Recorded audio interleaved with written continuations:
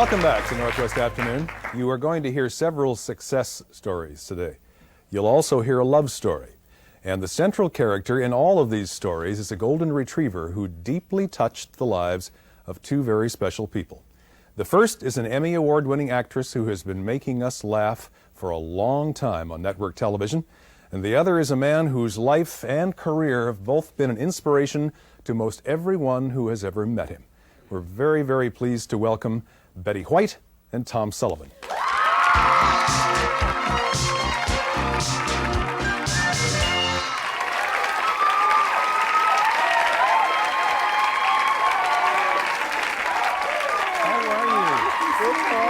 Tom, which one do I welcome? Right to your left.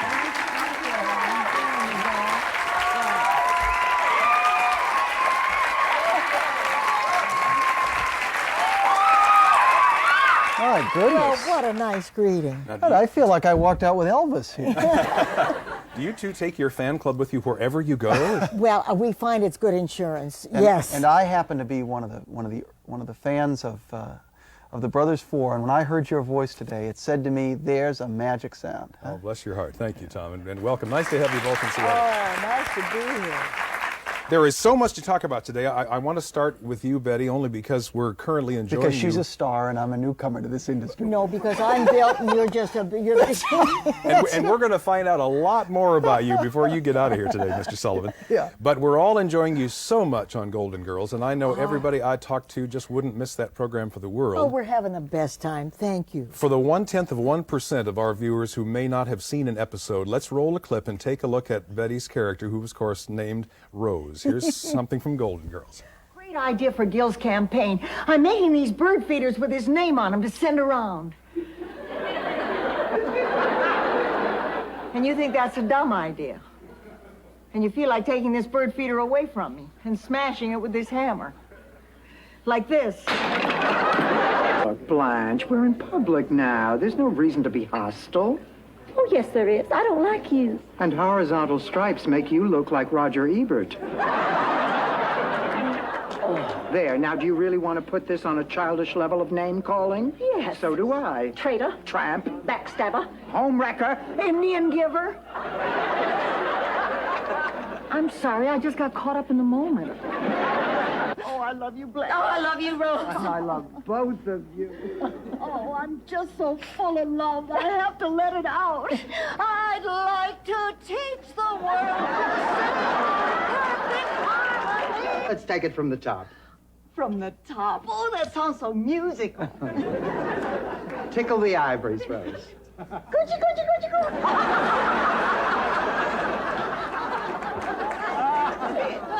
Rose, play or die.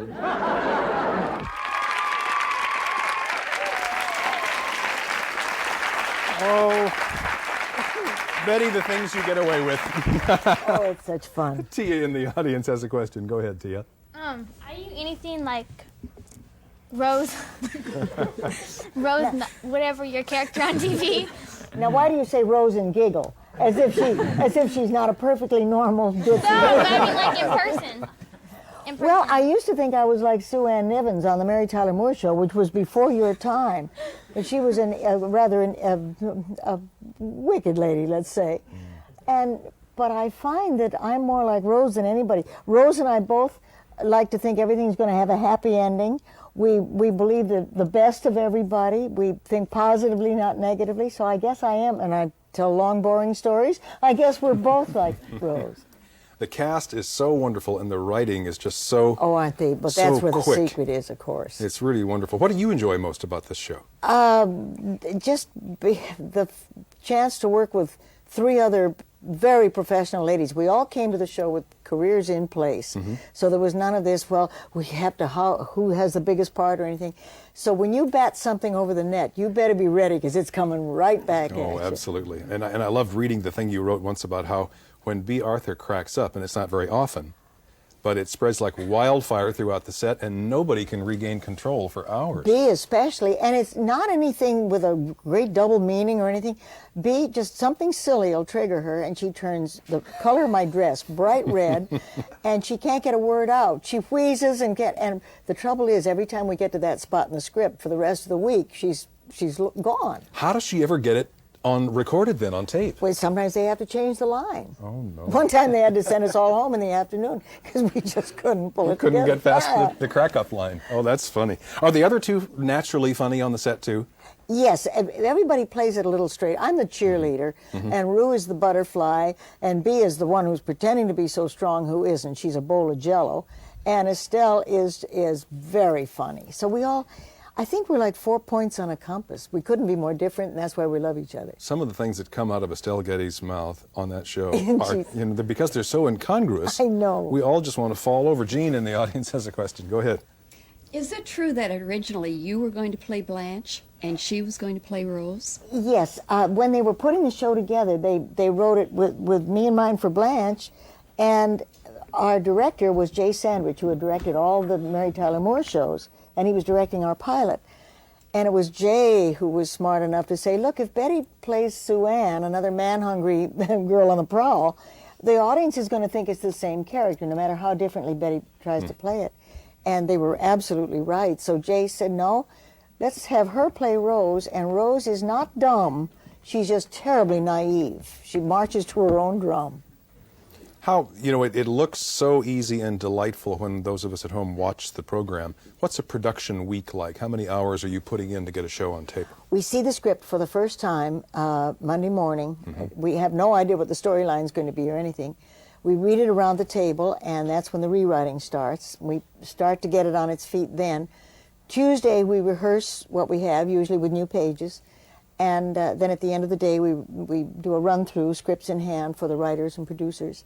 Wednesday, we do the same thing, again, a run-through at the end of the day. Thursday is camera blocking, where we go through for the cameras and get the camera shots all lined up. Then we do an in-costume dress rehearsal Thursday afternoon, get notes, and then Friday we come in, run through each scene twice, and then tape 2 versions of the same show. I mean, two shows, but the same show in front of 2 different audiences. That's Friday. Oh, I see. And then choose whichever you feel has the best chemistry. They can intercut. If a joke works better on the afternoon show than it did on the evening show, they can intercut that into the evening show. So that's why we match wardrobe and hair very carefully, Sure. Now, this is not intended to be a loaded question. Do you get the weekends off? Well, we do if we're not writing a book and promoting a book and doing all that jazz. Traveling to Seattle and running around the country with Tom Sullivan. Yes, it's a very easy schedule where one camera shows start with the dawn and they finish, sometimes they go 7 days a week and they finish late in the evening. We go to work at the crack of 10 in the morning. We get out early in the afternoon. It's stealing is what it is. Don't believe it, Dick. This woman has more. I've been traveling now with Betty for the last month on this tour. And you've known her for, what, 20 years, Tom? Yeah. 20 years, and your audience should know that this person has more energy than any human being on the earth. Well, I just like to do, I like what I'm doing. I'm stealing is what I'm doing. It's astounding. Isn't that nice to have that attitude about it, though? It's wonderful. We'll take a short break, and in a moment you're going to hear how this man, Tom Sullivan, in a very powerful way, changed Betty White's life. And in just a few minutes of hearing from him, you'll find he may change yours as well. We'll be right back.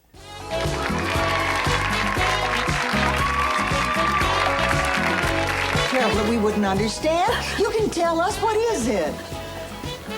I'm pregnant. She has solved some of the most hideous homicides ever committed in the Northwest, and she's done it all without even leaving her desk.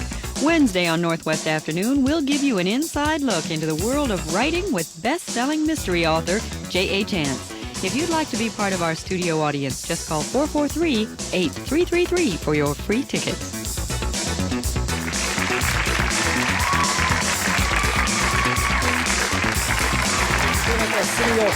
That's right. Betty White and Tom Sullivan are with us. We're going to find out a little bit about the rather remarkable career that this gentleman has had. You began in music, Tom, as I did, and you're from the Massachusetts area. I grew up in Boston, played all the bars and clubs to get through college. Now, you've been blind since birth? Yes. Yeah, and music was always a part of my life. Was it? I studied at New England Conservatory and then Berkeley, studied arranging and composition. And music in your family? My father had kind of an Irish whiskey tenor voice, and my mother is not musical, but loved it. How early in life did you begin studying piano? I met a man named Hank Santos, who had been Martin Luther King's roommate at Boston University. Hank was my piano teacher, but more than that, He introduced me to jazz classics, and then on weekends he took me to gospel church. Oh my goodness. And I was, and I mean this in the most wondrous sense, I was the token white kid in the choir who could sing R&B and loved it. Loved every bit of it. Does that remain a great love of yours then, R&B today? Yeah, I'm going to do another album next year. So this is, I'm not finished with it. I just, when music turned to disco dance, I sort of slid away from it. Sure. And I didn't want the life. I wanted to be home with Patty and the kids. Yeah, and you have, is it 2 children? 2 adults, really. Yeah, 2 adults, and 21. a son and a daughter. Son and a daughter. All right. But, you know, there are lots and lots of singers and piano players, even those who study at the best schools in the country, and, you know, they forever wallow in obscurity. What made the difference for you? How were you discovered? Actually, it's a wonderful story. This wonderful woman and her husband, Alan Ludden, a man I owe so much to, came to Cape Cod to play in summer stock. And at the end of their evenings, they'd wander into the nightclub, Deacon's Perch, or the bar where I was playing, and I knew all their favorite songs, and we became friends. And Betty, as you've said so often, Alan could never leave a talent alone. Right? Alan wanted to be a manager, huh? No, he wanted to be a loving friend. He wanted to not keep that hidden at the Deacon's Perch, so he took him on the Mike Douglas show, and of course Tom wowed him, and that's how it all started. He always did those things for me. We came to California, and I did Alan's show out here, and then he arranged for me to have a chance to have the Johnny Carson people come to hear me, and that led to 50 Tonight shows. And wow. And recording contracts and albums and a wonderful first career. And singing the national anthem at the Super Bowl in Miami in 1976. Thanks for remembering that, Dick. Absolutely. That's the first time it had been done unaccompanied that way. Isn't that wonderful? There's a note on the end that caused a hernia condition that hasn't gone away. Yeah. Well, I'm promoting This Land Is Your Land to replace the national anthem. It's so much easier to sing. Christine in the audience has a question. Go ahead. Hi, Tom. I just wanted to know if you made a movie. I thought I saw you in one before. I've made a few, but the one you're probably talking about is the movie that was made about my life called If You Could See What I Hear. That's what it was. That was a wonderful movie. Thanks. Mark Singer actually played Tom Sullivan, and he's from up here in Seattle. But we look very similar, which is nice for me and not so hot for Singer.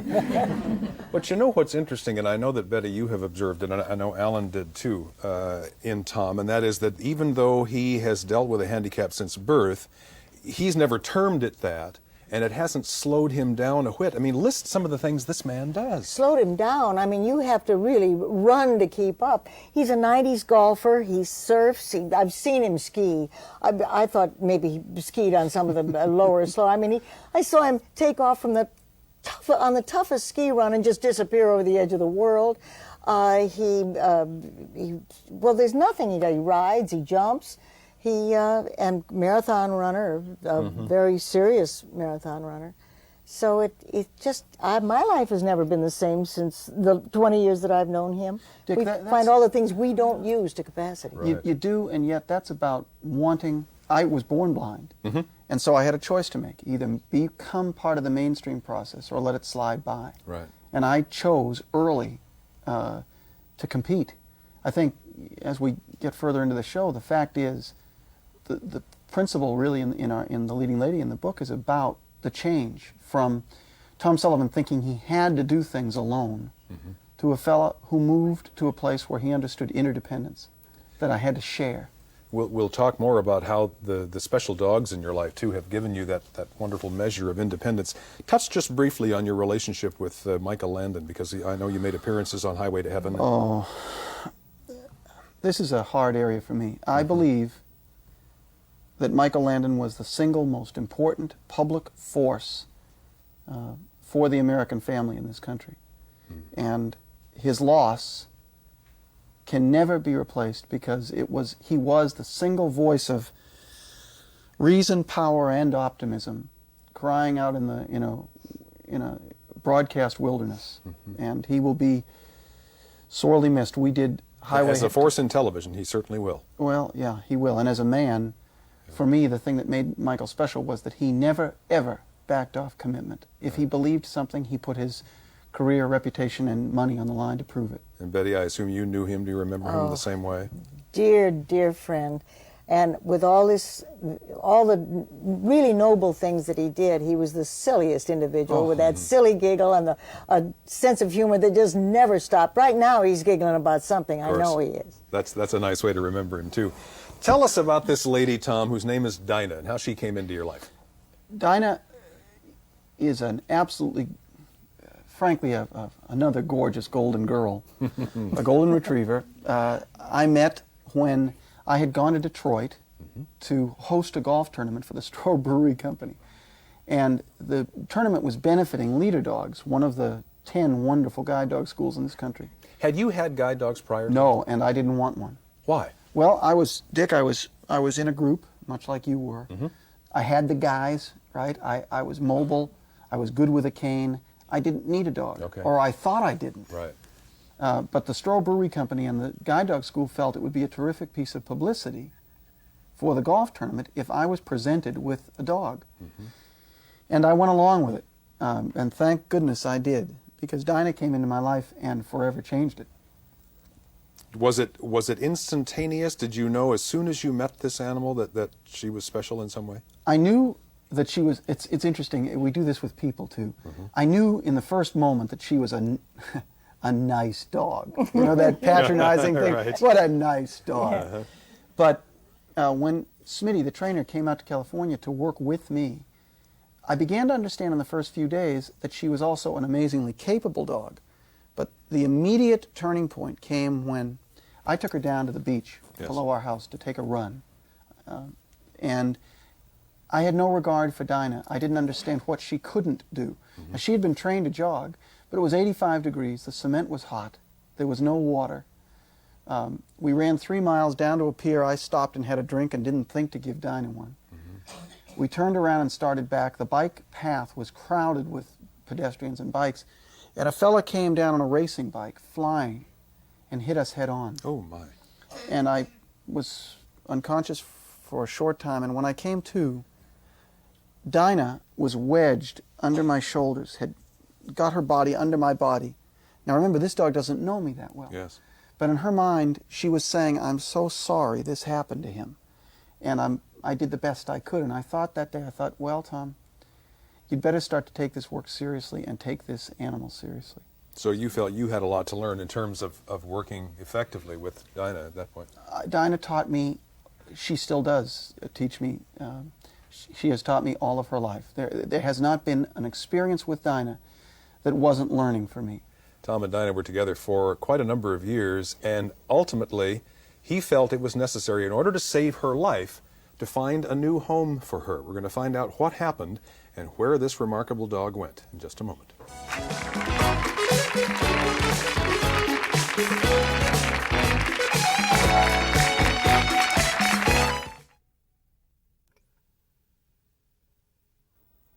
Now is the time to find that special gift at the Kent Parks and Recreations Department's Holiday Bazaar, December 6th through the 8th at the Kent Commons. Call 859-3350.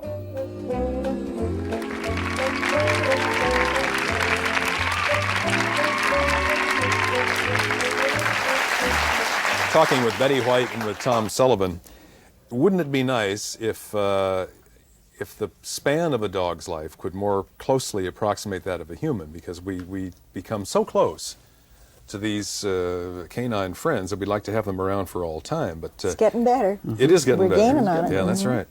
You noticed at some point, however, Tom, that Dinah was beginning to fail. What did you notice? Dinah and I were going through the airport at LAX one morning, and her pace started to slow.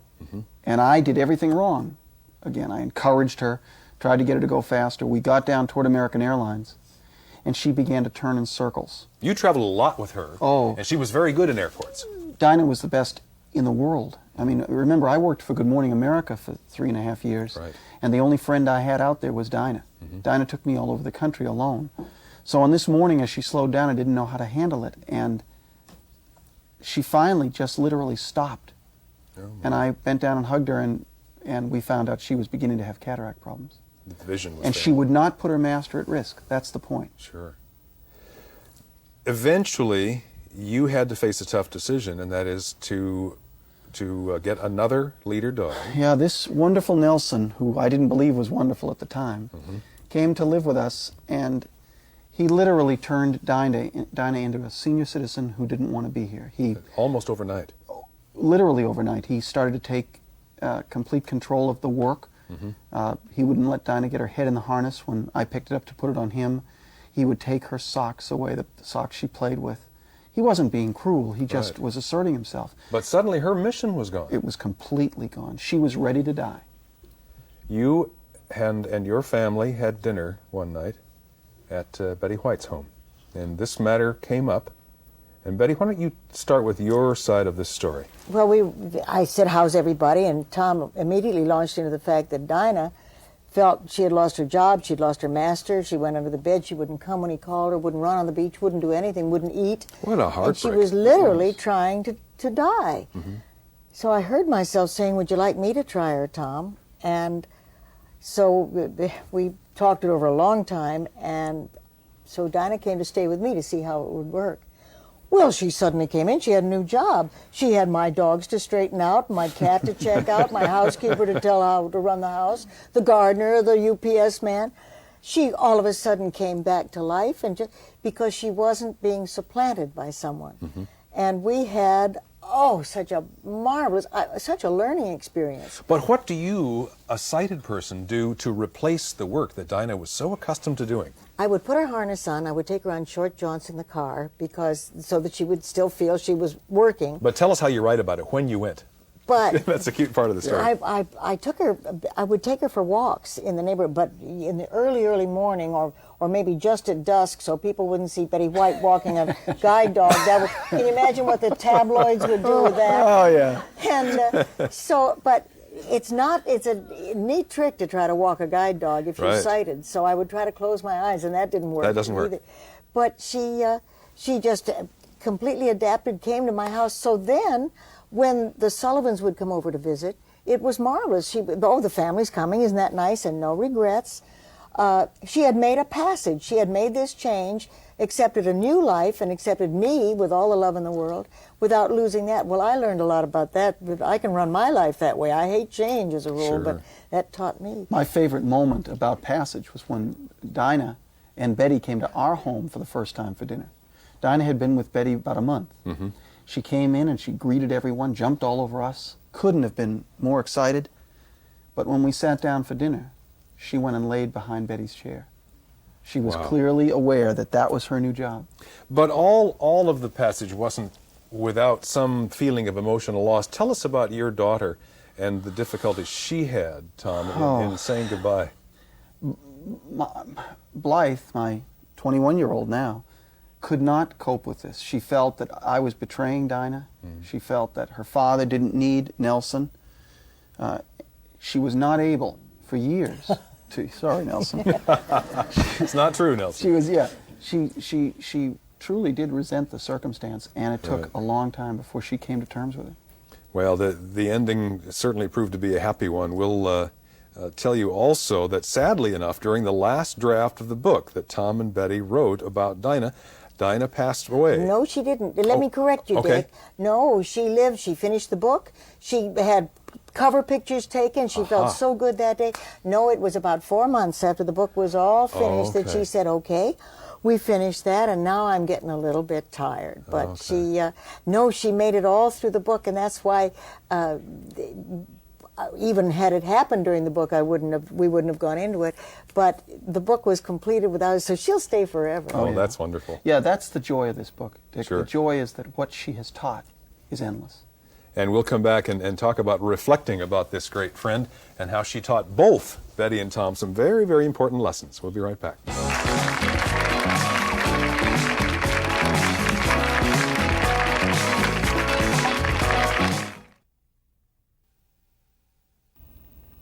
Help Seattle's less fortunate by donating to the Union Gospel Mission. Benetton Food and Blanket Drive. Bring your donation to the downtown Benetton store through December 20th.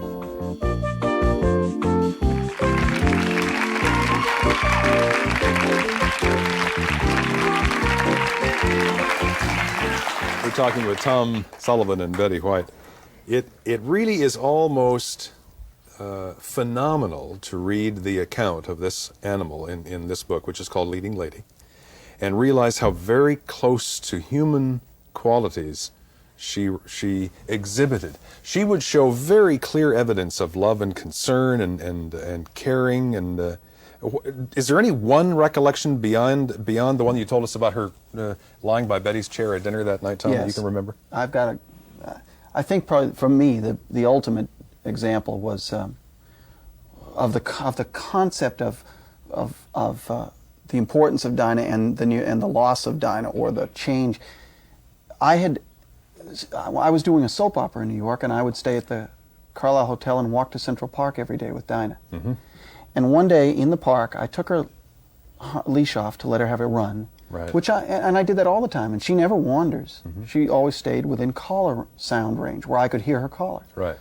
So I could hear her collar, and I called her to come back, but the sound went bouncing off the buildings. Dinah got confused because she heard my voice, but she didn't see me behind the tree. And I don't know, for whatever reason, she thought that I was gone. And she bolted from Central Park. Oh, and went back to the hotel? And galloped down the middle of 76th Street and Park Avenue. Oh, my. Running across in front of traffic, something she'd never do, to get to where she thought I was. And she got to the Carlisle Hotel, sat down, and wouldn't move. And I sort of staggered my way back from the park, got to the hotel. She saw me coming. She leaped down the block. She literally jumped up into my arms. Oh. And for the next week, no matter where I went, she would not be less than 6 or 8 inches away. She couldn't. It just shows that she was as committed as I was. Incredible instincts.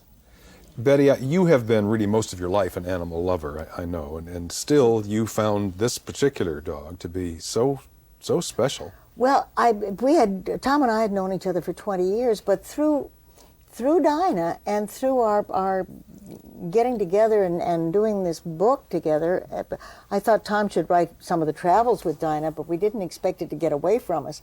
I learned more about my friend Tom, and I learned more about blindness, and I learned more about passages and changes and assimilating change from Dinah than I ever could have learned anyplace else.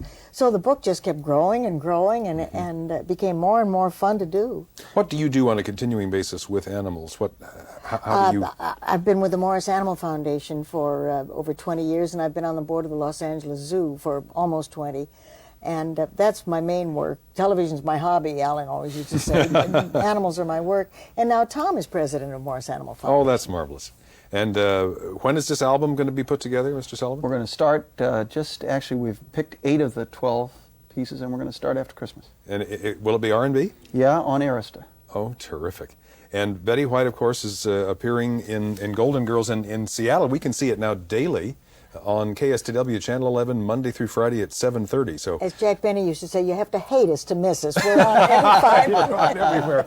The book is called Leading Lady. We'll tell you where to find it, and we want to thank Tom Sullivan and Betty White for being here. Just a treat to talk to you both. Joy. We loved it. Come back to Seattle soon. We'll do it. We'll be back after this. Betty White and Tom Sullivan's book, The Leading Lady, Dinah's Story, is available in local bookstores.